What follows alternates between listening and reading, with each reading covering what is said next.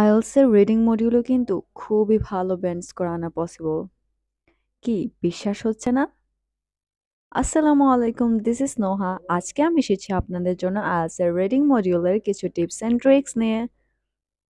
Tips number 1, আপনি যখন কোনো একটা রিডিং প্যাসেজ পড়ছেন, আপনি কি আপনার লিপ মুভিং করছেন?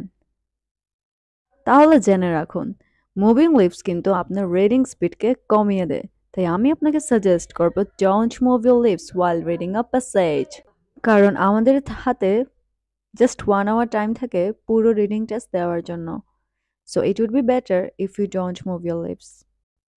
টিপস নাম্বার 2, আপনি যখন প্যাসেজটি পড়ছেন তখন লাইন বাই লাইন আপনার হাতে থাকা পেন্সিলটাও কিন্তু মুভ করতে থাকবেন। এবং যখনই কোনো ইম্পর্টেন্ট ওয়ার্ড পেয়ে গেলেন, যেমন name of the year, name of the person পেয়ে গেলেন, সাথে সাথে সেটা আন্ডারলাইন করে রাখবেন। টিপস নাম্বার 3, আপনি কি কোয়েশ্চেন পড়ার আগে ইনস্ট্রাকশনটা পড়ে থাকেন, যেমন no more than 2 words, no more than 3 words, কিংবা ট্রু ফলস কোয়েশ্চেন প্যাটার্নে উপরে ট্রু ফলস দেওয়া নাকি ইয়েস নো দেওয়া সেটা কি নোটিস করছেন?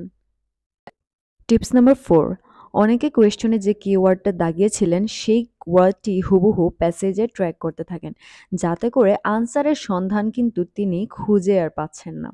তাহলে এক্ষেত্রে আপনার মিস্টেকটা কোথায় ছিল? কারণ আপনি সেই ওয়ার্ডটি হুবহু প্যাসেজে পাওয়ার চেষ্টা করেছিলেন, কিন্তু আপনি ওই ওয়ার্ডের মিনিংটা যদি মাথায় রাখতেন, তাহলে সেই ওয়ার্ডের কোনো সিনোনিম যদি ওই প্যাসেজে থাকতো, তাহলে আপনি মিনিংটা জানার কারণে সেই ওয়ার্ডটি ইজিলি পেয়ে যাচ্ছিলেন। টিপস নাম্বার 5, বেশিরভাগ স্টুডেন্টেরই রিডিং মডিউলে লিস্ট অফ হেডিংয়ে প্রবলেম লাগেই থাকে।